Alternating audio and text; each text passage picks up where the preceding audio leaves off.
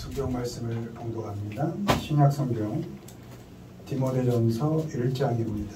신약 성경 337페이지 디모데전서 1장 12절로 16절까지의 말씀. 우리 한 목소리로 읽습니다. 나를 능하게 하신 그리스도 예수 우리 주께 내가 감사함은 나를 충성되이 여겨 내게 직분을 맡기시니 내가 전에는 비방자요 박해자요 폭행자였으나 도리어 긍휼을 입은 것은 내가 믿지 아니할 때에 알지 못하고 행하였습니다. 우리 주의 은혜가 그리스도 예수 안에 있는 믿음과 사랑과 함께 넘치도록 풍성하였도다. 미쁘다 모든 사람이 받을 만한 이 말이요 그리스도 예수께서 죄인을 구원하시려고 세상을 임하셨다 하였도다. 죄인 중에 내가 괴순이라. 그러나 내가 긍휼을 입은 까닭은 예수 그리스도께서 내게 먼저 일체 오래 참으심을 보이사 후에 주를 믿어 영생 얻는 자들에게 본이 되게 하려 하시니라. 아멘. 오늘은 주님께서 주신 것 이라는 제목으로 말씀을 전합니다. 사람이 나이가 든다고 다 처리되는 것은 아니죠.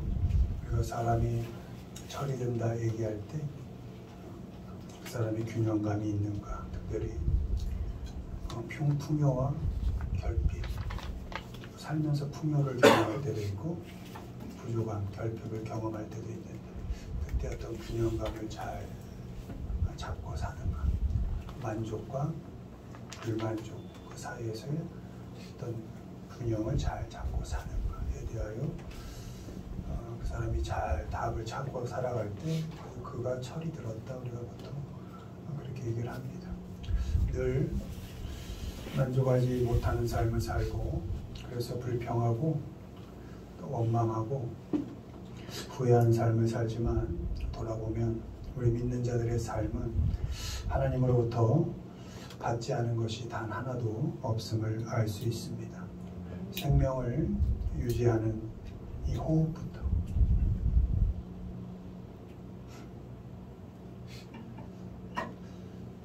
올해 어찌저찌 하다 입관 예배를 2번 인도하게 되었는데 그 돌아가신 어르신의 아주 그 마른 아주 작은 이렇게 한 손으로 아주 그냥 정말 아기같이 이렇게 있는 그 모습을 보면 얼굴도 그대로 몸도 그대로인데 편안히 누워있는데 단 하나 호흡이 없는 겁니다. 호흡이 없을 때 우리가 돌아가셨다 이렇게 표현을 하는데 그 생명을 유지하는 이 호흡도 하나님으로부터 받은 것이죠. 사람과 얽히고 살아가는 그 일상들 그 하나도 그 하나하나의 관계까지도 다 하나님으로부터 받지 않은 것이 없습니다. 그리고 하나님으로부터 받은 것엔 모든 이유가 있습니다. 하나님께서 호흡을 주고 이 땅을 2024년을 통과하여 이 한국이란 나라에 살게 하신 것은 하나님의 이유가 있습니다. 그리고 각자의 삶에 하나님께서 또 목적과 뜻을 가지고 계신 것입니다. 이 시간은 우리 믿는 자들이 주님으로부터 받은 것이 무엇이 있고 또 그것들의 의미가 무엇인지에 대해서 살펴보도록 하겠습니다. 1번 보시죠. 읽습니다. 가시 여러 계시를 받은 것이 지극히 크므로 너무 자만하지 않게 하시려고 내 육체의 가시 곧 사탄의 사자를 주셨으니 이는 나를 쳐서 너무 자만하지 않게 하려 하심이라.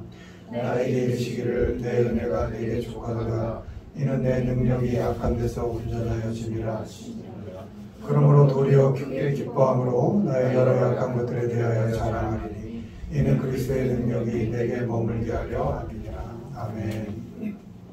먼저 하나님께서 우리 성도들에게 가시를 주셨습니다. 그래서 그 가시 때문에 우리가 믿는 자로 이 세상을 통과하고 있지만 고통스럽게 하시고 괴롭게 하십니다. 고린도후서 바울의 기록이죠. 바울처럼 건강상의 문제일 수도 있습니다. 또 타고난 성격과 기질의 문제일 수도 있습니다. 또 삶의 방식, 습관의 문제일 수도 있습니다. 오늘 이렇게 산 방식들이 모여 습관이 되는 것이잖아요. 그것들이 내게 가시가 될 수 있는 것입니다. 자본주의 사회를 사니까 경제적인 문제일 수도 있습니다. 그것들이 내게 가시일 수 있습니다. 나만이 가지고 있는 그 가시는 당연히 나를 아프게 하고 힘들게 합니다. 뿐만 아니라 다른 사람을 아프게 하고 관계와 상황을 악화시키기도 합니다. 가시를 확 뽑아버려서 그리고 감추고 싶지만 뜻대로 되지 않습니다. 문제가 무엇인지를 안다고 해도 해결이 되지 않습니다. 꼭 그 문제가 가시로 내게 다가오면 걸려 넘어집니다. 내 성격의 문제이든지 삶의 방식의 선택의 문제이든지 경제적인 문제에 닥쳤을 때 꼭 그게 가시가 되어 난 이상하게 거기에 걸려 넘어지게 됩니다. 알아도 해결이 되지 않는다는 것입니다. 꼭 결정적일 때 그 가시가 다시 튀어나와서 나를 힘들게 할 뿐만 아니라 나와 관계한 모든 여러 사람들을 역시 힘들게 하는 것입니다. 하나님께서 우리에게 가시를 주신 이유는 우리를 자만하지 않게 하시기 위해서다, 이렇게 기록되어 있습니다. 가시 하나도 마음대로 할 수 없는 약한 존재라는 것을 알게 하기 위해서 우리에게 가시를 툭 주신다는 것입니다. 내 능력으로 된 것 같고 나 아니면 안 될 것 같고 그래서 사람이 참 우습게 보이고 일이 쉽게 보일 때 그때 하나님께서 가시가 툭 튀어나오게 하셔서 내가 약한 사람이지 이걸 알게 하시고 그 가시로 인하여 아프고 힘든 과정을 통하여 자신을 돌아보게 하시고 점검하게 하시는 것입니다. 약함을 알게 하셔서 끝까지 하나님을 의지하게 하십니다. 관계된 사람 하나하나를 그 가시를 통해서 훈련을 통해서 소중하게 여기게 하십니다. 작은 일 하나도 그 가시를 통하여 훈련하셔서 성실하게 하게 하십니다. 고린도후서 12장 9절 나에게 이르시기를 내 은혜가 네게 족하도다 이는 내 능력이 약한 데서 온전하여 짐이라 하신지라. 그러므로 도리어 크게 기뻐함으로 나의 여러 약한 것들에 대하여 자랑하리니 이는 그리스도의 능력이 내게 머물게 하려 함이라. 아멘.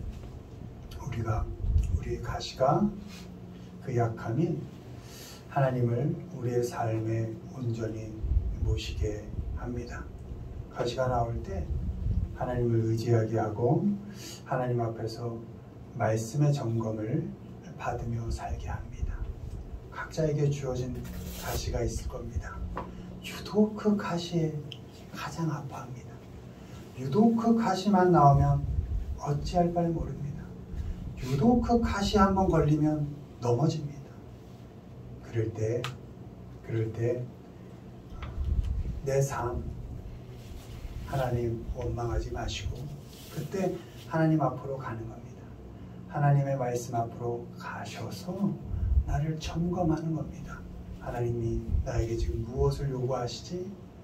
하나님이 이 가시를 통하여 내가 어떻게 되길 바라고 계시지? 내가 약한 존재구나. 내가 무엇을 할 수 있는 존재가 아니구나. 내가 이 작은 가시조차도 내가 감당할 수 있는 그런 사람이 아니구나를 하나님 앞에서 고백하고 그리고 어떻게 합니까? 하나님을 의지하여 사는 겁니다. 내가 만족할 만한 상황에 있을 때도 하나님, 그래도 난 하나님을 의지합니다. 내가 결핍이 발생했을 때에도 원망하거나 불평하지 않고 하나님 이 또한 하나님이 감당하게 하신 것이죠 하고 저는 하나님만을 의지합니다. 풍요로울 때도 자만하지 않고 저는 하나님만을 의지할 것입니다. 낙심되고 어렵고 일이 풀리지 않고 내 마음대로 되는 일 아무것도 없을 때도 그때도 절망하지 않고 하나님 앞으로 가서 하나님 이 가시 이것도 감당 못하는 이 연약한 저 여전히 하나님 의지하며 살겠습니다. 이렇게 하고 하나님께로 가는 것입니다. 우리에게 주어진 가시 다 있을 겁니다. 편안해 보이는 그 얼굴 속에도 참 대단하게 사는 것 같은 그 사람 속에도 튀어나와 있지 않지 다 있을 겁니다. 그 가시 잘 다스리고 자만하지 마시고 그 가시가 불쑥불쑥 나와 나를 아프게 할 때 그때 하나님 앞으로 가시고 하나님 의지하시고 하나님 주시는 말씀을 통하여 한 단계 더 자라가고 성장해가는 우리 모두가 되기를 주님의 이름으로 축원을 드립니다. 아멘. 두 번째 하나님이 주신 것 있습니다. 은혜. 이 복음을 위하여 그의 능력이 역사하시는 대로 내게 주신 하나님의 은혜의 선물을 따라 내가 일꾼이 되었노라. 모든 성도 중에 지극히 작은 자보다 더 작은 나에게 이 은혜를 주신 것은 측량할 수 없는 그리스도의 풍성함을 이방인에게 전하게 하시고. 아멘. 다음으로 하나님께서 우리에게 은혜를 주셨습니다. 바울의 표현대로라면 지극히 작은 자보다 더 작은 나, 죄인 중에 괴수인 나에게 그런 우리에게 하나님께서 은혜를 주신 것입니다. 하나님은 그리스도인을 잡아 죽이러 가던 그 바울을 교회가 아니고 예배당이 아니고 믿는 자들과의 만남 속이 아니고 그 죽이러 가던 그 길에서 만나 주셨습니다.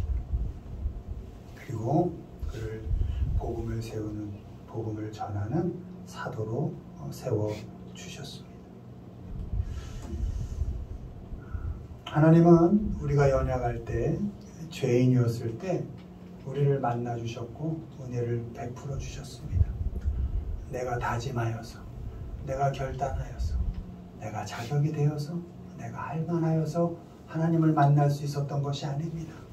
내가 아무것도 할 수 없을 때 오히려 악하게 살 때 죄인이었을 때 하나님께서 나를 먼저 찾아와 주시고 잡아주시고 은혜를 주신 것입니다. 아멘. 사랑받을 만하지 않은 사랑받을 수 없는 그 사람을 사랑으로 품어주셨습니다.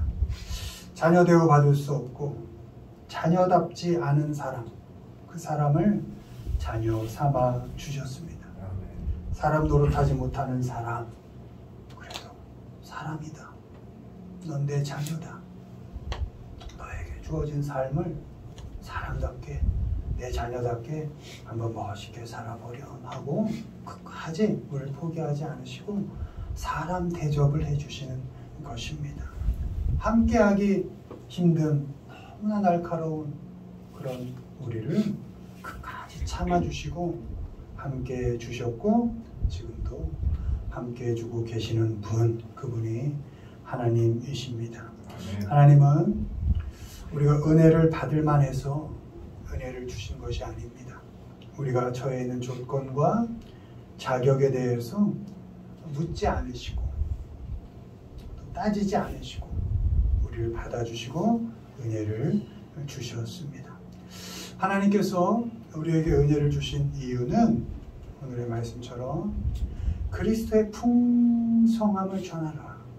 무엇입니까? 너희가 은혜를 받은 것처럼 그리스도의 풍성함으로 사람을 대하라. 이런 말씀입니다. 내가 선물로 너에게 은혜를 준 것처럼 너희도 너희 자신이 여러 사람에게 선물 같은 사람으로 살아라. 이런 말씀인 것입니다. 에베소 3장 10절 이 복음을 위하여 그의 능력이 역사하시는 대로 내게 주신 하나님의 은혜의 선물을 따라 내가 일꾼이 되었노라. 아멘. 우리가 받은 은혜는 측량할 수 없는 은혜입니다. 헤아릴 수 없다는 것이죠. 계산할 수 없는 것입니다. 이 측량할 수 없는 풍성함, 그렇게 주어진 것이 은혜입니다. 조건 없이 사랑을 받은 사람답게 이 사람, 저 사람에게 이제 우리도 조건을 들이대지 않는 것입니다. 옳아서, 우리가 맞아서 은혜를 받은 것이 아니기 때문에 많은 사람들에게 옳음을 내밀지 않고 정답을 내밀지 않는 것입니다. 측량할 수 없는 그 은혜를 받은 사람답게 그리스도의 풍성함으로 사람들을 대하는 겁니다. 자꾸 차로 이렇게 되는 거 아닙니다. 사람을. 하나님은 우리를 그렇게 대하시지 않으셨어요. 그리스도의 넉넉함으로, 그리스도의 그 풍성함으로, 하나님의 크신 은혜로 사람을 대하라, 이렇게 말씀하시는 겁니다. 넉넉한 마음, 넓은 마음을 갖는 것입니다. 받아들이고 품고 친절하게 대하는 것입니다. 다른 사람들이 기대하지 못하고 예상하지 못한 선물 같은 사람, 그런 사람이 되어주는 것입니다. 생각만 해도 기분 좋은 사람, 헤어지고 또 나면 만나고 싶은 사람, 또 만나고 싶다. 우리 믿는 자들이 그런 사람이어야 하는 겁니다. 아무 말 없이 몇 시간을 있어도 그냥 편안한 사람, 보기만 해도 행복한 그런 사람이 선물 같은 사람 아닙니까? 그런 사람이 되어주라는 것입니다. 우리는 하나님께 은혜를 받은 사람들입니다. 하나님의 풍성함으로 값없이, 계산 없이 우리에게 하나님께서 선물로 은혜를 주셨고 우리는 그것을 값없이 받은 사람들입니다. 그 풍성한 마음을 가지시고 은혜를 받은 사람답게 주변 사람들에게 풍성하게 대해주시고 은혜롭게 대해주시고 선물 같은 사람이 되어주시기를 주님의 이름으로 축원드립니다. 마지막 하나님의 주신 것 읽습니다. 내가 달려갈 길과 주 예수께 받은 사명 곧 하나님의 은혜의 복음을 증언하는 일을 마치려 하면은 나의 생명조차 조금도 귀한 것으로 여기지 아니하노라.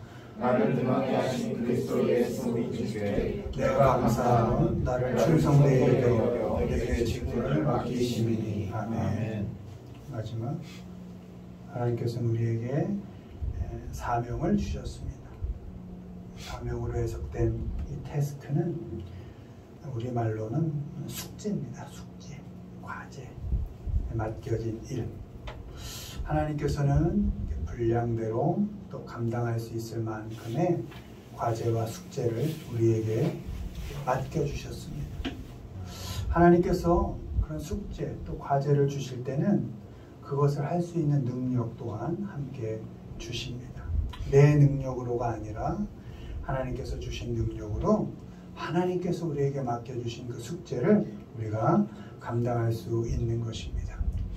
디모데전서 1장 12절 나를 능하게 하신 그리스도 예수 우리 주께 내가 감사함은 나를 충성되이 여겨 내게 직분을 맡기심이니. 아멘. 하나님께서 우리를 충성스럽다고 성실하다고 여겨주십니다. 우리가 충성스러워서가 아닙니다. 우리가 성실해서가 아닙니다. 여겨준다는 겁니다. 내가 충성스럽게 널 여겨줄게. 너가 성실하다고 내가 여겨줄게. 그리고 내가 숙제를 줄 거야. 힘들지?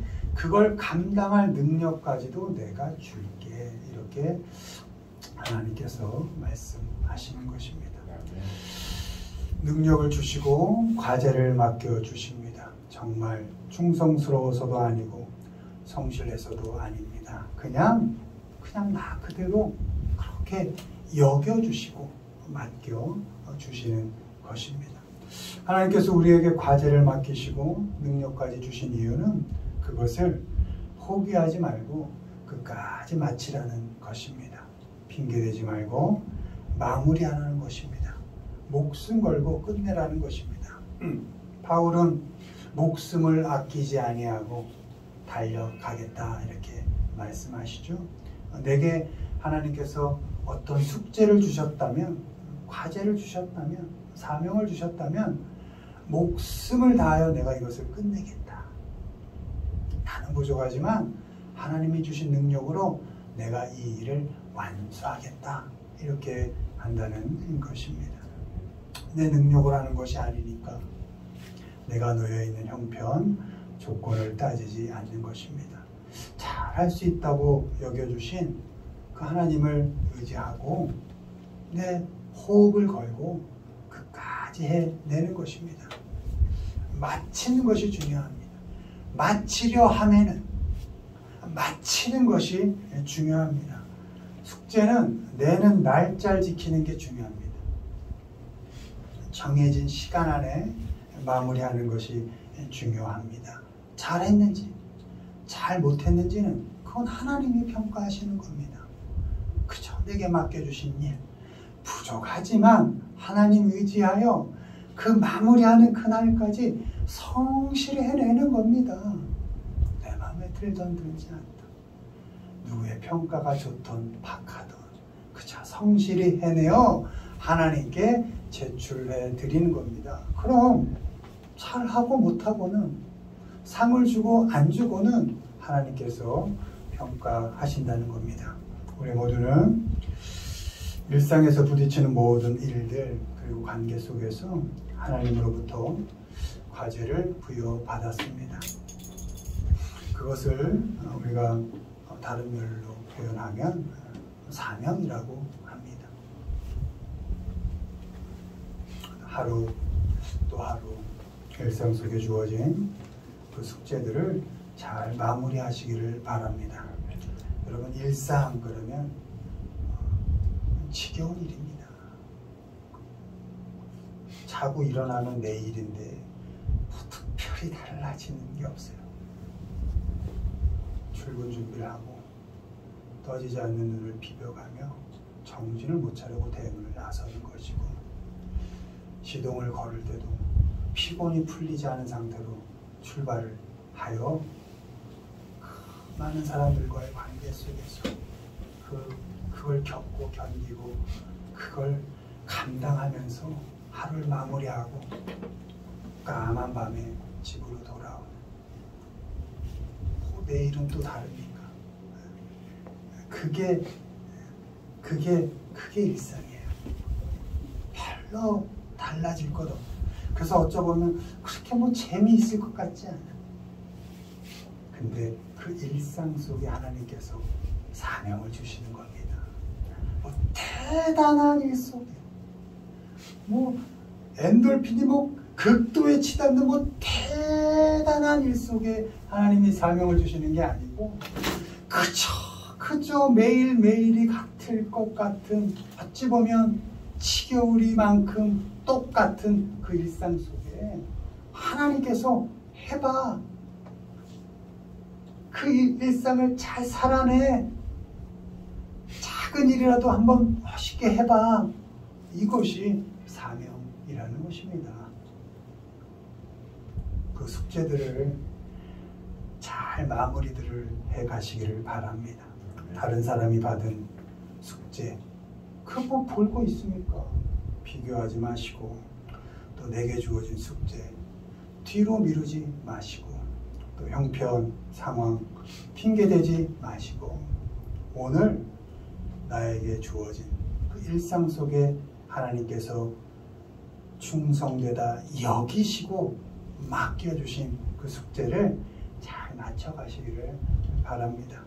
하나님께 받은 사명, 그 과제를 주님이 주신 능력을 의지해서 끝까지 바울의 표현대로 목숨을 걸고 잘 마무리해 가시는 우리 모두가 되기를 주님의 이름으로 축원을 드립니다.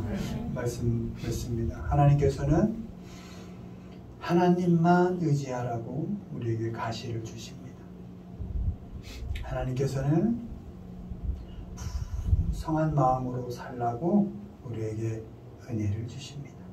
하나님께서는 우리에게 주어진 삶을 생명력 있게 멋있게 살아보라고 사명을 주십니다. 하나님의 의지에서 가시를 잘 견뎌가시고 그래서 조금씩 자라가시고 풍성한 마음으로 사람들을 대하시고 삶을 은혜롭게 겪어가시고 맡겨진 사명을 생명력 있게 즐겁게 감사함으로 기쁨으로 감당해 가시는 우리 모두가 되기를 주님의 이름으로 축원을 드립니다.